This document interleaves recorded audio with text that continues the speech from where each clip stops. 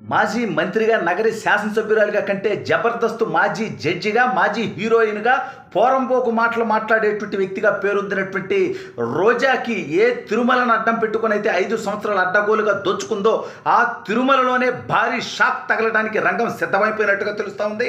అసలు ఇంతకీ తిరుమలలో ఏం జరుగుతోంది, రోజాకి తగలబోయేటువంటి ఆ షాక్ ఏంటి అనేది ఈ వీడియోలో వివరించబోయే ముందుగా ఇప్పటి వరకు మన ఛానల్ సబ్స్క్రైబ్ చేయని వాళ్ళు ఖచ్చితంగా సబ్స్క్రైబ్ చేయండి. ఇక విషయానికి వస్తే, తిరుమల దర్శనానికి పోయేటప్పుడల్లా మామూలుగా ఒక 6 మందినో 10 మందినో కాకుండా దాదాపు 50 మందిని 100 మందిని తీసుకెళ్లి ఒక్కొక్క దర్శనానికి 20,000 నుంచి 30,000 వసూలు చేసుకొని ఆ రకంగా 5 సంవత్సరాల కాలంలో కోట్లాది రూపాయలు దోచుకున్నటువంటి నికృష్టపు చరిత్ర కలిగినటువంటి రోజా ఇటీవల అత్యంత చండాలపు ప్రవర్తన కూడా మనం చూసాం. జగన్మోహన్ రెడ్డి తిరుపతికి వస్తే, తిరుపతిలో ఏదైతే వైకుంఠ ఏకాదశి సందర్భంగా దర్శనాల కోసం, టోకెన్ల కోసం ఏదైతే ప్రయత్నం చేసినటువంటి భక్తులు తొక్కిసలాట్లో మరణించి గాయపడి ఉన్నారు. వాళ్ళ పరామర్శ పేరిట జగన్మోహన్ రెడ్డి అనేటువంటి శవయాత్రికుడు బయలుదేరి వస్తే ఈవిడ అతని కంటే ముందు ఆసుపత్రిలోకి వెళ్తూ చండాలంగా, అదేదో ఆ పార్టీ మీటింగ్ కాదు వెళ్తోంది, ఆ పార్టీ కార్యకర్తలను కలవటానికి కాదు వెళ్తోంది, క్షతగాత్రుల్ని బాధితుల్ని ఆసుపత్రికి వెళ్తుంటే జై జగన్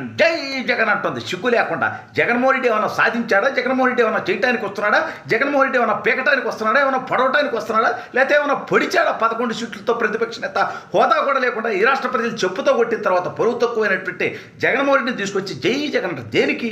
అక్కడ బాధితులను పరామర్శించేది జై జగన్ అని. సరే, ఇవన్నీ పక్కన పెడదాం. అయితే ఇటీవల బిఆర్ నాయుడు గారు టీటీడీ చైర్మన్ అయిన తర్వాత ఒక రూల్ తీసుకురావడం జరిగింది. తిరుమలలో ఎవరు కూడా ఏ ఒక్క సెలబ్రిటీలు కానీ, ఏ రాజకీయ నాయకులు కానీ రాజకీయ పరమైనటువంటి వ్యాఖ్యలు చేయరాదు.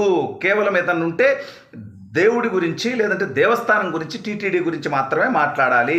అంతేకాని రాజకీయపరమైనటువంటి వ్యాఖ్యలు చేస్తే వాళ్ళ మీద కేసులు నమోదు చేస్తాము, వాళ్ళ మీద తీవ్రమైనటువంటి చర్యలు తీసుకుంటామని చెప్పి ఆయన ప్రకటించడం జరిగింది. అయినా సరే సిగ్గు ఎగ్గు విడిచినటువంటి రోజా పబ్లిసిటీ కోసం ఎంతకన్నా దిగజారుతుందనేది మరోసారి నిరూపించుకుంటూ నిస్సిగ్గుగా, నిర్లజ్జగా ఆ తిరుమలలోనే రాజకీయాలు మాట్లాడేటువంటి ప్రయత్నం ఆ తర్వాత కూడా చేసినటువంటి విషయం మనకి తెలుసు. అయితే ఇటీవల రోజా వింత ప్రవర్తనతో సొంత నియోజకవర్గంలో, సొంత పార్టీలో కూడా ఆవిడని అసలు ఇంత నిస్సిగ్గుగా, ఇంత నిర్లజ్జగా రోజా చేసేటువంటి ప్రవర్తనతో పార్టీయే నష్టపోతూ ఉంది. అసలు రాష్ట్ర ప్రజలందరూ చూస్తూ ఉన్నారు. ఆ వీడియో ఏదైతే బయటకు వచ్చిన తర్వాత ఈవిడ ఆసుపత్రికి వెళ్తుంటే జగన్మోహన్ రెడ్డి జై జగన్ జై జగన్ అని స్లోగన్స్ ఇచ్చింది చూడు, అవి చూసినటువంటి రాష్ట్ర ప్రజలు అసహ్యించుకుంటున్నారు. ఇక్కడ ప్రభుత్వం వైపు పొరపాటు జరిగినటువంటి సందర్భంలో కూడా ఈవిడ అతి ఓవర్ యాక్షన్తో మన మీదే ప్రజలు వ్యతిరేకత వ్యక్తం చేసేటువంటి పరిస్థితి ఏర్పడుతోంది అనేటువంటి ఏహేభావం వైఎస్ఆర్ కాంగ్రెస్ పార్టీ కార్యకర్తల్లో కూడా కలిగింది. అయితే ఏదైతే తిరుమలలో ఒకసారి చేస్తే వాళ్ళ మీద ఒక కేసు పెడతారు, లేకపోతే వాళ్ళ మీద ఏదో ఒక న్యాయపరమైనటువంటి చట్టపరమైనటువంటి చర్యలు తీసుకుంటారు. పదే పదే అదే విధంగా తిరుమలలో రాజకీయాలు మాట్లాడితే అటువంటి వారిని అసలు తిరుమల వెంకటేశ్వర స్వామి దర్శనానికి కూడా రాకుండా బ్యాన్ చేయాల్సినటువంటి అవసరం ఉంది. లేదా వచ్చిన వీళ్ళ దగ్గరకు మీడియా పోవటానికి లేదు. అసలు సమస్య ఏంటంటే ఇప్పుడు కూడా రోజా మంది మార్పులంతోనే వెళ్తూ ఉంది.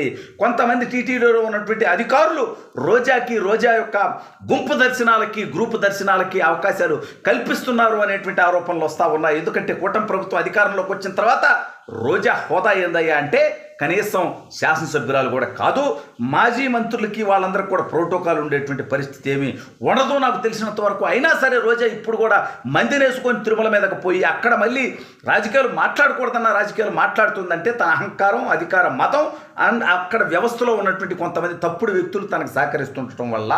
అందుకనే రోజాని ఇంకొకసారి కనుక తిరుమల కొండ మీద కనుక రాజకీయాలు మాట్లాడితే తిరుమల రాకుండా బ్యాన్ చేయాలి వెంకటేశ్వర స్వామి దగ్గరికి.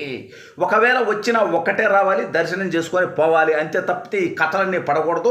ఒక బ్యాచ్ని తీసుకొని వచ్చి తిరుమల దర్శనాలని అమ్ముకునేటువంటి నికృష్టమైనటువంటి పనికి రోజా పాల్పడడాన్ని ఖచ్చితంగా ఏ రకంగా ఏ వ్యవస్థ కూడా సహకరించకూడదు. ఈ యొక్క రోజా ఏ రోజన్నా తన మంత్రిగా ఉన్నప్పుడు ఆ శాఖ గురించి ఏ రోజు ప్రెస్ మీట్ పెట్టలా. టూరిజం శాఖ మంత్రిగా ఈ రకంగా నేను డెవలప్మెంట్స్ చేశాను, యూత్ శాఖ మంత్రిగా నేను ఈ రకమైనటువంటి కార్యక్రమాలు చేశాను అని ఏ రోజు ప్రెస్ మీట్ పెట్టలా. ఆడుదాం ఆంధ్ర అంటూ 100 కోట్లు దోచుకుంది ఈవిడ గారు బైరెడ్డి సిద్ధార్థ రెడ్డితో కలిసి, అతను ఒక నెప్ప, వీళ్ళందరూ కలిసి. అంతే తప్ప మంత్రిగా ఉన్నప్పుడు ఏ రోజన్నా ఒక ప్రెస్ మీట్ పెట్టి నా మంత్రివర్గ శాఖకి పెట్టుబడులు తీసుకొచ్చాను, అభివృద్ధి చేశాను, ఈ రకమైనటువంటి కార్యక్రమాలు చేశానని ఏ రోజు ప్రెస్ మీట్ పెట్టలా.